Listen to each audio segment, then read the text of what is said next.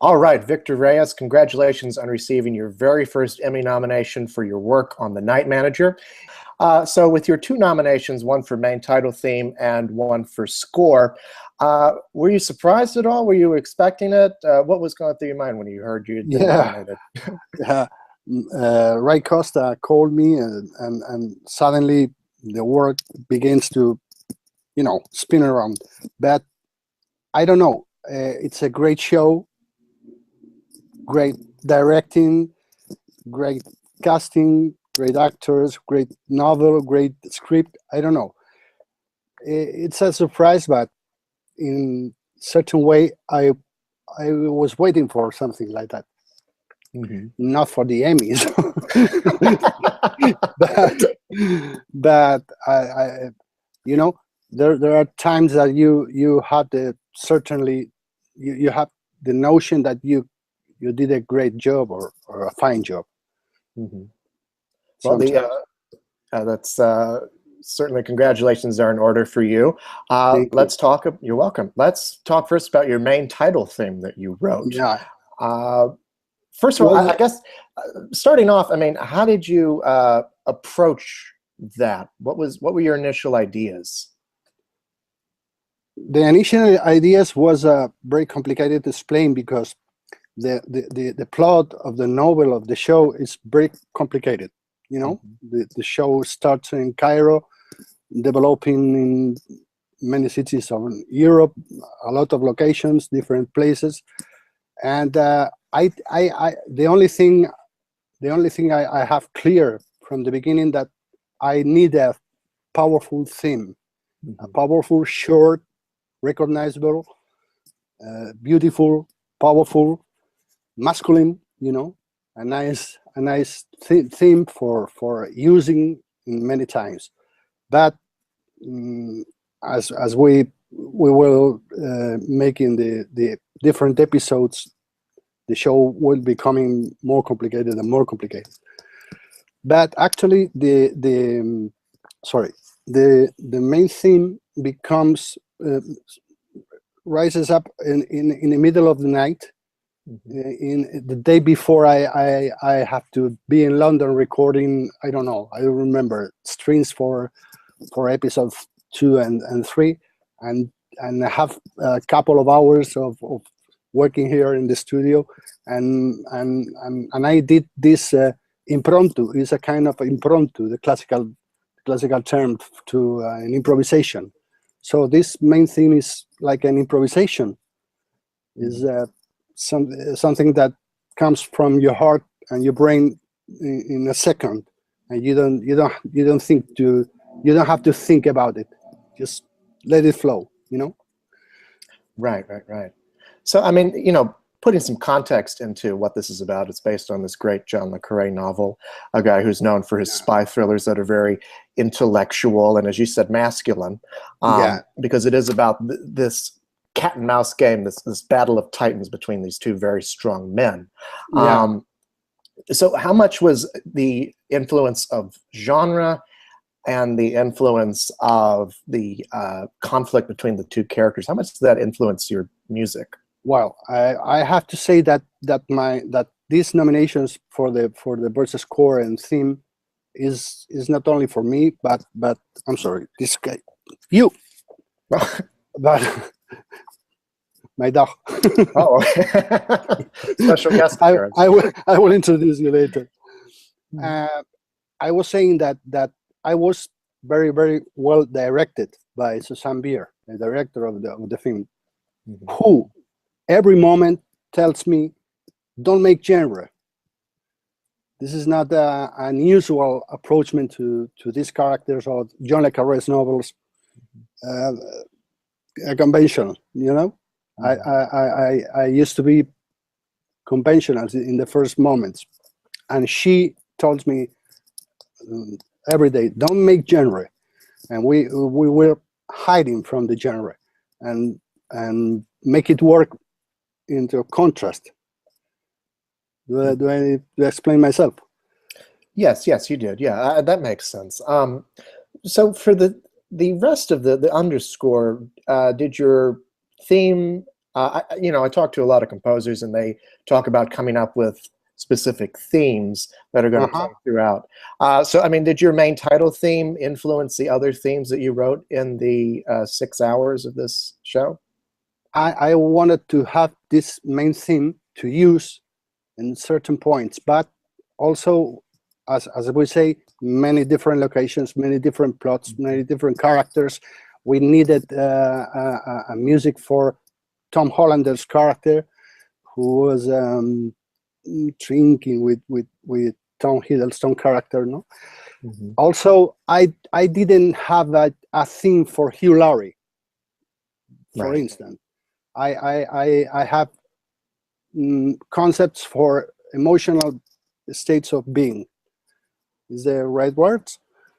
That makes sense. Yeah, you're going off of the emotions of the characters. Yeah, and the because this guy Tom Hiddleston in the beginning is only the night manager of this hotel in Cairo, but suddenly we will know something in the past. He was a soldier. He's well trained. He's something more.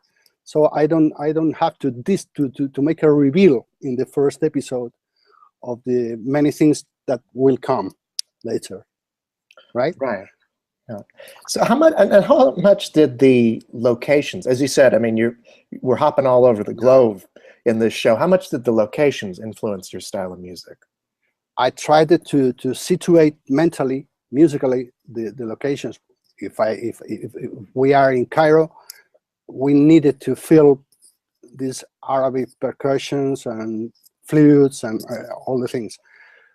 But in Cairo also dies Samira. I don't want to disclose the plot. In the first episode dies one of the loves of this guy, and I don't want to play flutes on this moment. I suddenly become a classical string section for dramatic moments, because the character will suffer a transformation. He immediately goes to Switzerland. 4 years later, he's also still a night manager in another place, but we are not in Cairo anymore.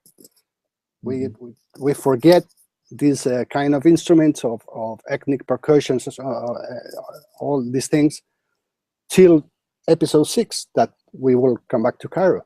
So you don't have to many chances to make different musical sensations in Europe. It's the same sensation in London that Switzerland did in Madrid. I don't play a Spanish guitar when we are in Madrid, but in certain ways we have different colors of instruments. I don't want to close my concept into orchestra, but to be open to many possibilities. Right. Yeah. So it's such a massive production. I mean, it really is like a 6-hour film, and you've worked in feature. three 2 hours films or something. Yeah, exactly. With a lot of music, also with a lot of music. It's not this kind of show with specific moments of small cues. No, we have. I don't remember, but I remember that we have cues of 6 minutes long, with powerful. All of these. The ending of the plot, the resolving of the drama. I don't know. It's 10, 12 minutes long. These cues, very complicated to do, but with a lot of help of cool music and of this string section in London. I had the chance to use the best studio, but the best musicians, the best producers in London. I don't know. It's easier. Easy to do. Absolutely. So, I mean, you've worked in feature films before. Did you approach this as, are you looking at the entire 6-hour arc, or are you going episode by episode, or? No, I don't make any difference when I am working for television or for films, because this is BBC, this is first class production. The show deserves the best. as the best movie you can see.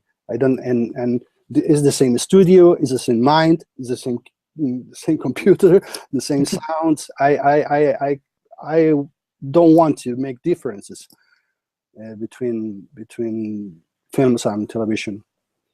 But I don't know. It's you're right. It's a big production and have to sound as best as possible.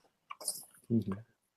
So then, how much time? It certainly is a first-class production, by the way. How much time did you have to assemble all of this from the time?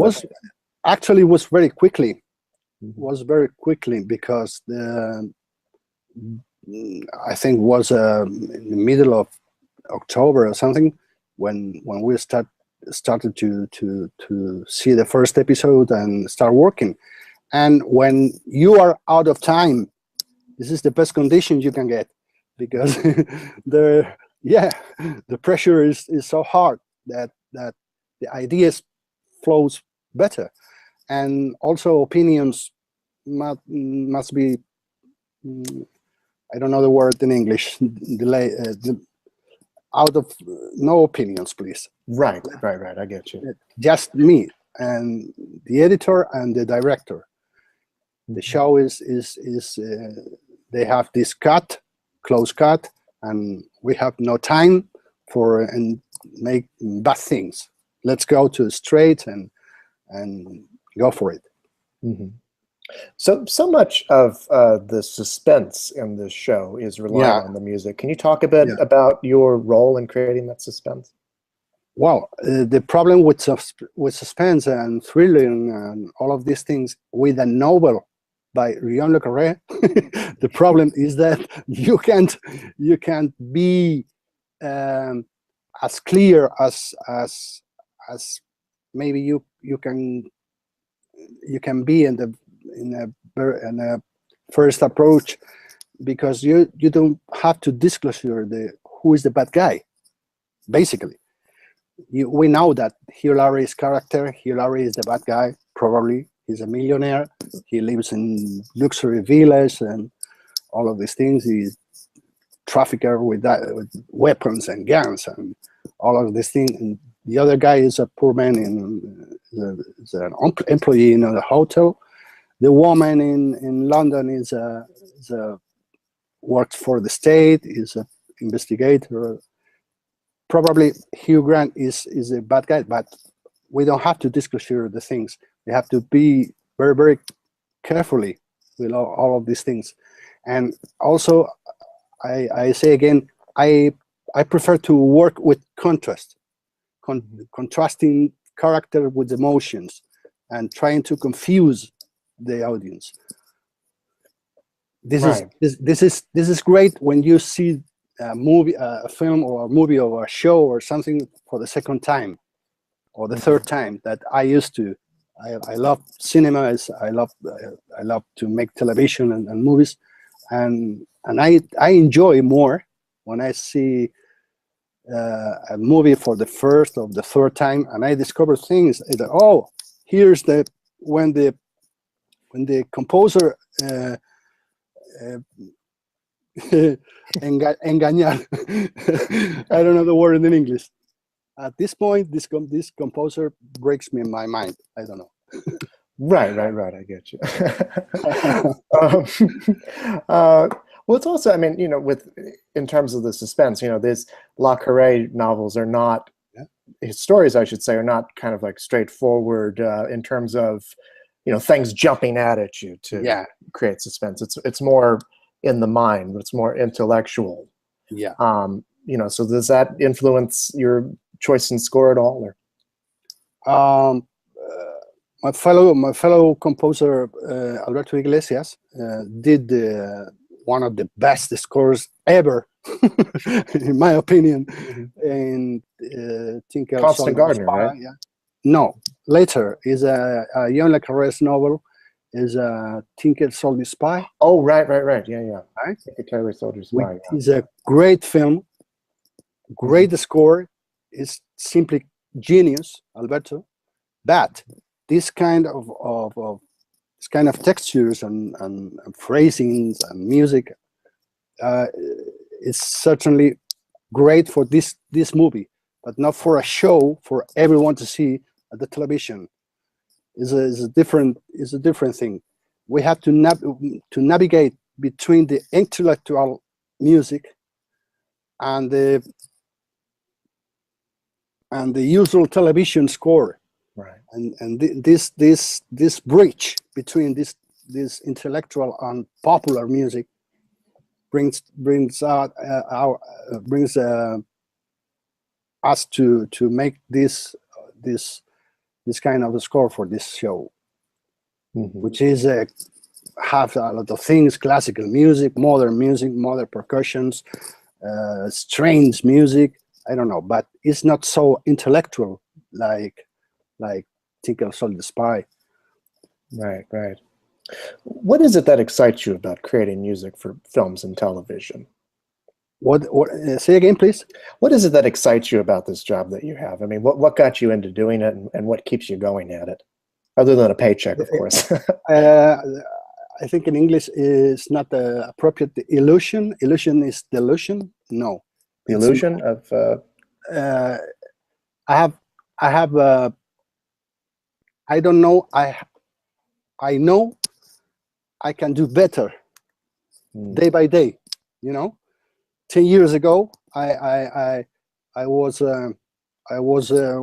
one Victor Reyes, but now I'm another one. I try to learn every day, watching and listening music, and contrasting ideas. See how can I be more not so specific with this phrasing or something.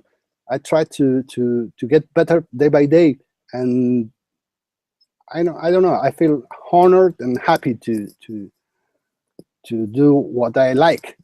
It's don't you remember the very first sequence of Mary Poppins, the film?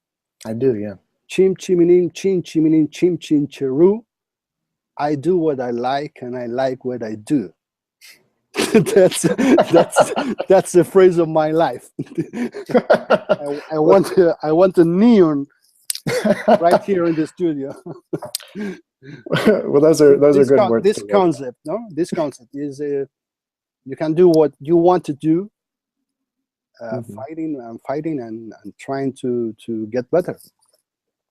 Absolutely. Yeah. Well, congratulations once again on your 2 nominations, and thank you so much. Thank you again.